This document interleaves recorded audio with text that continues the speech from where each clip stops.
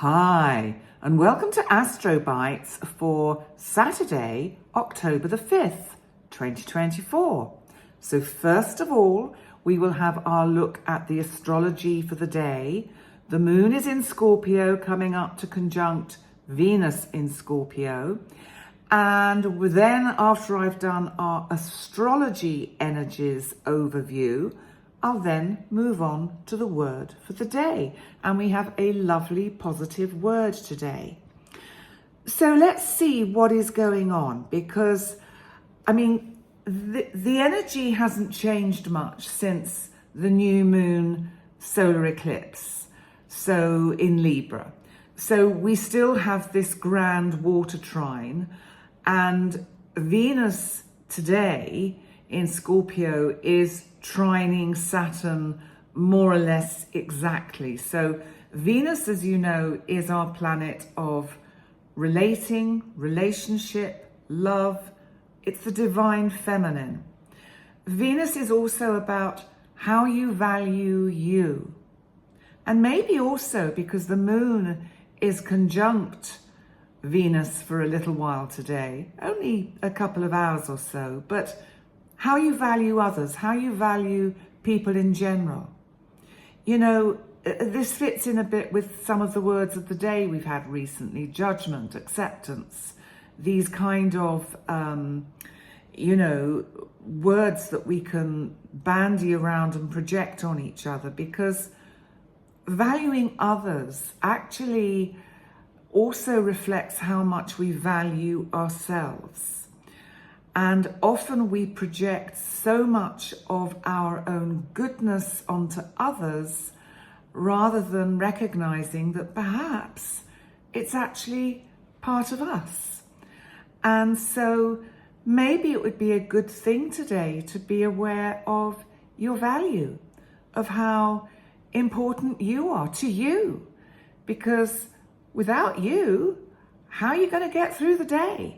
You know, at the end of the day, we do have ourselves.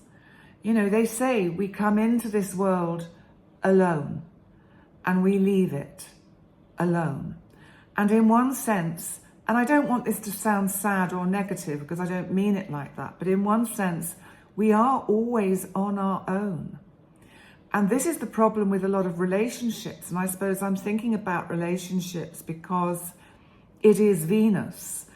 And so many relationships become codependent, where you are reliant on the other being in a certain way, taking care of your emotional needs.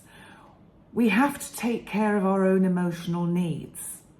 And in a relationship, a partner can never fulfill everything that we might be projecting onto them, because they can't possibly know everything that we may feel we need, and we can't possibly know everything they feel they need from us. And because we will most probably be at different stages of growth, then the problem starts and the lack of understanding happens. You know, they say about relationships, they have to be worked at every day. And in my own humble experience, I think, and I can tell you, I've had a disastrous life in the relationship department. But am I unhappy? No, I'm not. I've had some amazing experiences. I've met and had relationships with, even though they haven't lasted, some wonderful people, and learnt so much about myself and the world. But coming back to what I feel is the key to a successful relationship, you've got to be best friends. You've got to be best friends. You've got to love each other. Know that some days you'll hate each other. You've got to give yourself space from each other. And as the poet Kahlil Gibran says, let the winds of heaven blow between you. It's about allowing your roots beneath the earth to touch, but not to get entangled, because that's codependency. And then what happens is you suffocate the life and the love out of each other. And that's such a shame.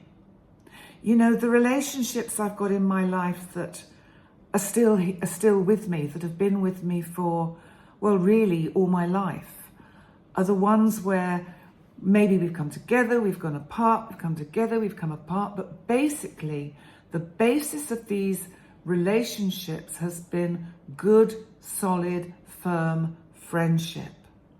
And because of that friendship, there is the potential for these relationships to endure, even if one doesn't speak for a while, maybe months or even years, as happens. So I don't know why I'm going off on a tangent like that. Maybe the chart will tell me, because I suppose Venus trining Saturn. Saturn in Pisces can be about commitment. You know, it can be about endings, and sometimes we have to end the current way a relationship is unfolding. We have to choose to find a better way to relate to each other, to give each other that freedom, that respect. And Saturn is about structure and about containment. And in Pisces, it brings in that energy of the romanticized ideas of love. And that in a relationship that endures, really the romantic side is something that will come in fleetingly. It cannot be sustained over years and years and years and years. Well, not in my experience. If I'm wrong, please tell me. There may be some wonderfully lucky people out there who have wonderful relationships with their best friends and the romance is kept alive. And yeah, maybe that is a possibility. So I'm saying this because maybe relationships are going to be a theme that's around today, Saturday. Because also we still have so much of this powerful energy in Libra. On the event chart, the South Node in Libra is conjunct the midheaven. That's the point right at the top of the chart. Oh dear, showing you my wings. Didn't want to do that. I'm hot, so I've got a short sleeve top on because I got hot. Too much information, too much oversharing. And Mars is still squaring the, Mars is coming up to square Mercury, so there could be tough talk in relationships, but maybe it's talk that empowers both of you to think in a more balanced way, to think in a way that can enable you to find a way to find compromise, to find the middle ground, to find what works for both of you. You know, we're brought up with such traditional ideas about what a relationship should be. And I think that for today's day and age, we have to have a very different idea of relationship and what that means. Because the traditional, you know, woman in the kitchen doing the cooking and the washing up and the washing is just not necessarily the way things work anymore. And if you think about how life was, say, 200-300 years ago, couples, if they could afford it, had separate rooms and very separate lives, but they still had good relationships. So, having waxed lyrical about relationships and the feeling with the South Node conjunct the midheaven, there's something about the past relationships that comes up today. Or maybe you communicate with somebody from the past that you haven't spoken to for a while, that you maybe need to do a little repairing of the friendship, of the relationship. So that is, I think, some of the energy that's around today. And now I'm just looking at the North Node, of course, on the IC, which is the nadir, the bottom part of the chart, it's the cusp between the third house of communication and the fourth house of home and family. So it's like, how do we bring it all together? How do we ultimately bring together a family unit or a group of people or a couple in some kind of union that suits both parties? So, I suppose what I'm saying is think outside the box. Uranus retrograde in Taurus is still trining Pluto, whom is retrograde, soon to go direct in Capricorn. And that is really about the transformation and the freedom that can come and the creativity that can be used within the framework of how we relate to each other. Now, before I talk forever, I better go on to our word for the day, and it's inspiration. Well, I've certainly been inspired in my talking today. So we have, let's see, it's talking about how we motivate and encourage positive action and mindset. So Peter Drucker said the best way to predict the future is to create it. I like that. Theodore Roosevelt said, believe you can, and you're halfway there. I like that too. And Nelson Mandela said, it always seems impossible until it's done. And ain't that the truth? Now, this next section is rather lovely because this is about embracing dreams.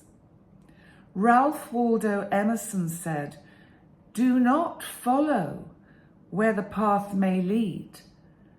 Go instead where there is no path and leave a trail. Henry David Thoreau said, go confidently in the direction of your dreams. Live the life you have imagined. How beautiful is that? Eleanor Roosevelt said, the future belongs to those who believe in the beauty of their dreams. I like that too.